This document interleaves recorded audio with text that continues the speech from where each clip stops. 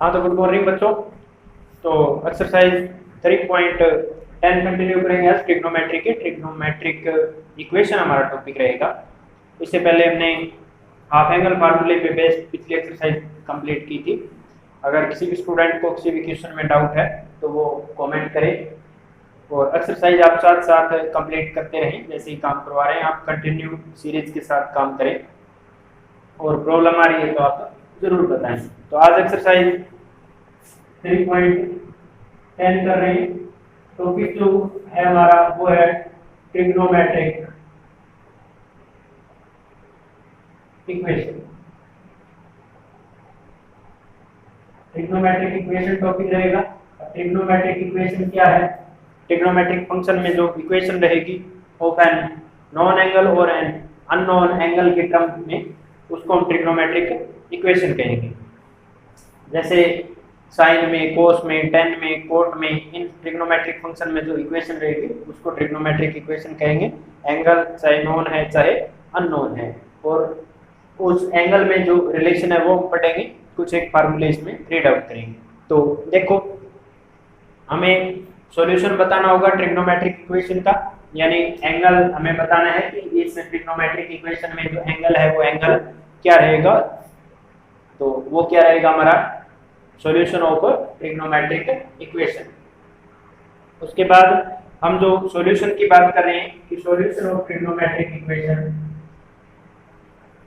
Solution of trigonometric equation. तो solution जो रहेगा वो दो तरह का सॉल्यूशन रहेगा।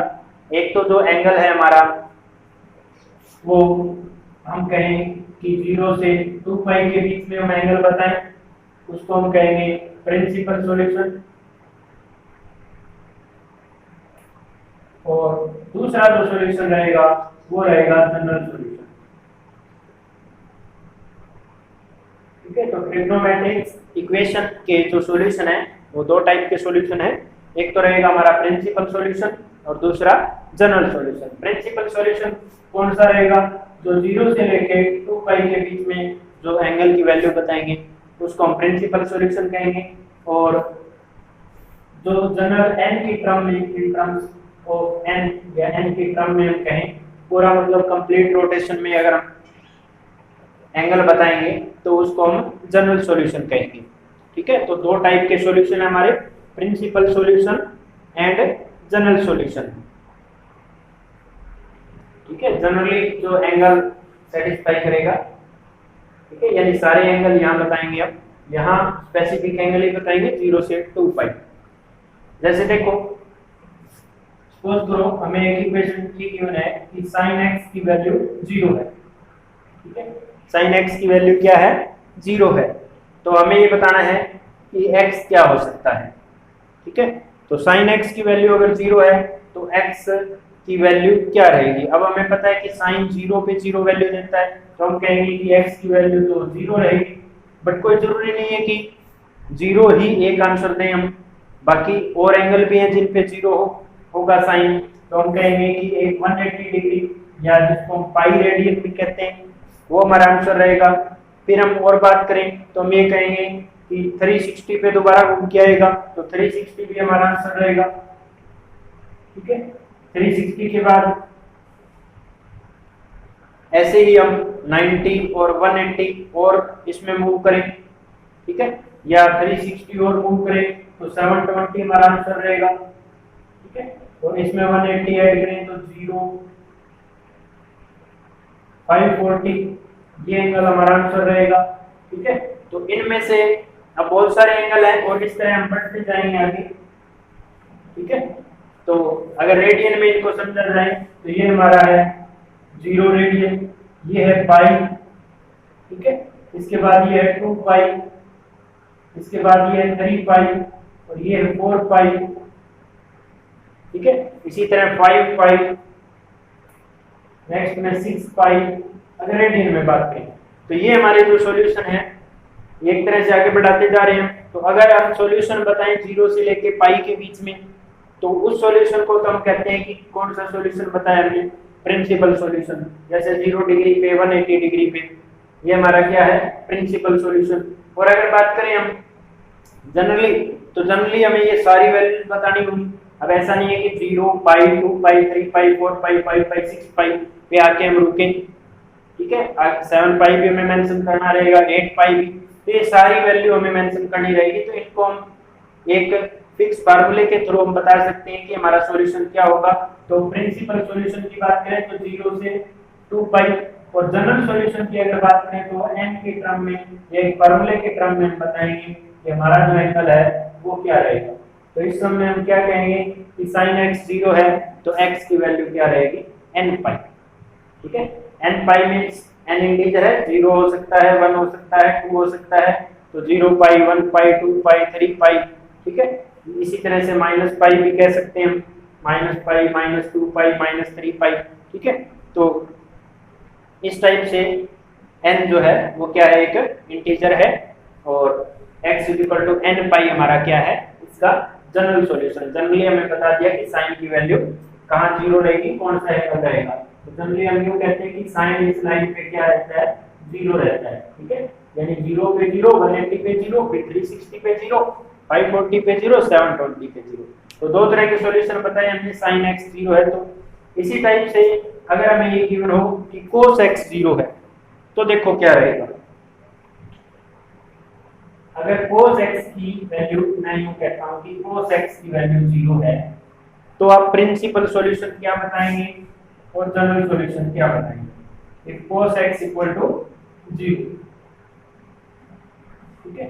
तो cos 0 कहाँ होता है, एक स्पेसिफिक वैल्यू की अगर बात करें तो हम यूं कहेंगे कि 90 पे 0 होता है, cos 90 0, ठीक है। अब ये जरूरी नहीं है कि सिर्फ 90 पे 0, और भी एंगल हो सकता है। तो और एंगल कौन सा रहेगा, 3 पाई बाय 2 पे 0, ठीक है। यानी 90 पे 0 और 270 पे 0, ठीक है। फिर ऐसे हम और ऐड करते जाएंगे इसमें और ये बताते जाएंगे कि 90 पे 0 है, 270, 450 पे 0। इस टाइप से हम जनरल भी बता सकते हैं और प्रिंसिपल भी बता सकते हैं। तो प्रिंसिपल सॉल्यूशन के बारे में क्या है कि जो 0 से 2 पाई यानी 0 से 360 डिग्री के बीच में रहेगा, यानी 90 और 270 ये हमारे कौन से सॉल्यूशन हुए, प्रिंसिपल सॉल्यूशन। इस इक्वेशन के कि अगर cos x 0 है और cos x अगर 0 है तो जनरल सॉल्यूशन क्या रहेगा, ठीक है। तो जनरल सॉल्यूशन n की टर्म में आएगा, ठीक है। जनरल सॉल्यूशन में अगर कुछ एक एंगल की बात करें तो हम यूं कह सकते हैं कि पाई बाय 2 पे 0 रहेगा, 3 पाई बाय 2 पे 0 रहेगा, 5 पाई बाय 2 पे 0 रहेगा, 7 पाई बाय 2 पे 0 रहेगा, 9 पाई बाय 2 पे 0 रहेगा, 11 पाई बाय 2 पे 0 रहेगा, 13 पाई बाय 2 पे 0 रहेगा। अगर ये कुछ एक एंगल लिखें तो हमें अच्छी तरह से सीरीज समझ में आ रही है कि 1 pi by 2, 3 pi by 2, 5 pi by 2, 7 pi by 2, 9 pi by 2। That means an odd multiple of pi by 2। अगर cos की वैल्यू 0 है, cos x 0 है तो x क्या रहेगा, x odd multiple of pi by 2, यानी पाई बाय 2 एंगल का odd multiple. क्या लिख सकते हैं इसको, इसको हम यूं लिख सकते हैं कि x 2n + 1 पाई बाय 2, और 2n + 1 किसको रिप्रेजेंट कर रहा है, ओड नंबर, ठीक है। तो n को 0 रख के देखें तो क्या आएगा, पाई बाय 2, 1 रखेंगे तो क्या आएगा, 3 पाई बाय 2, 2 रखेंगे तो 5 pi by 2, 7 pi by 2, 9 pi by 2। इस तरह से हम इसका जनरल सॉल्यूशन की बात करें तो cos x 0 का जनरल सॉल्यूशन रहेगा x odd multiple of pi by 2, और sin x 0 का जनरल सॉल्यूशन रहेगा n पाई। इसी टाइप से हम tan x की अगर बात करें कि tan x अगर 0 है, ठीक है, tan x अगर 0 है तो tan x तो जहाँ sin 0 है वहाँ tan 0 है, तो tan x का जो सॉल्यूशन आएगा वो sin का ही रहेगा, ठीक है। कि 0 पे 0, 180 पे 0, ठीक है। या फिर हम यूं कहें अगर जनरल की बात करें तो x क्या आंसर देंगे इसमें, n का, ठीक है। तो तीन ये बेसिक फार्मूले यहाँ से हमने देखे हैं कि sin x 0 हो तो प्रिंसिपल सॉल्यूशन क्या रहेगा, cos x 0 हो तो प्रिंसिपल सॉल्यूशन क्या रहेगा, ठीक है। तो if sin x 0 this implies x क्या रहेगा हमारा, n पर, और if cos x 0 this implies x क्या रहेगा, odd multiple of pi by 2, और if tan x 0 10x क्या रहेगा ny। ये आपने अच्छी तरह ध्यान रखने हैं कि sin 0 है तो x क्या होगा, cos 0 है तो x क्या रहेगा, और tan 0 है तो x क्या रहेगा। एक्सरसाइज में इन्हीं फार्मूलों का हम यूज करेंगे आज। इसके अलावा एक फार्मूला और है तो वो भी आप नोट करके रखें। वो ये रहेगा हमारा कि अगर sin x equal to sin y हो तो x और y में क्या रिलेशन है। अब ये सोचो कि sin x equal to sin y कैसे होगा। sin x equal to sin y means जैसे sin 60 डिग्री और sin 120 डिग्री दोनों की वैल्यू क्या होती है, सेम होती है, बट 60 और 120 तो सेम नहीं होते। ठीक है, इसी टाइप से बहुत सारे एंगल हैं जिन पे डिफरेंट एंगल पे साइन जो है सेम आंसर देता है। तो उस केस में हम कहते हैं कि अगर sin x sin y के इक्वल है then what's the relation between x and y, then x is equal to n pi plus minus 1 power n into y रहेगा। n पाई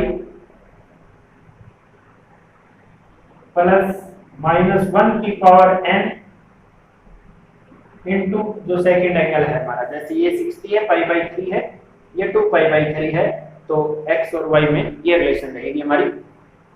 ठीक है, इस फार्मूले से हम निकाल सकते हैं। इसी तरह से अगर cos x equal to cos y हो तो x इक्वल टू होगा हमारा 2n पाई प्लस माइनस y। ठीक है, और इसी तरह से अगर tan x equal to tan y हो तो x is equal to n pi plus y। ठीक है, तो ये फार्मूले आप अच्छी तरह नोट करके रखें और साथ साथ इनको रिवाइज भी करें कि sin x 0 है तो x क्या होगा, cos x 0 है तो x क्या होगा, tan x 0 है तो x क्या होगा। और तीन ये फार्मूले याद करें आप कि sin x equal to sin y है, देन व्हाट्स द रिलेशन। कई बुकों में यहाँ थीटा यहाँ फाई भी लिख देता है। ठीक है, यहाँ a यहाँ b भी लिख सकता है, वो कोई मैटर नहीं करता, दोनों एंगल है। sin x equal to sin y में आप पढ़ें, या अगर बुक में sin theta equal to sin phi लिखा है तो उसकी टर्म में आप ध्यान रख सकते हैं। ठीक है।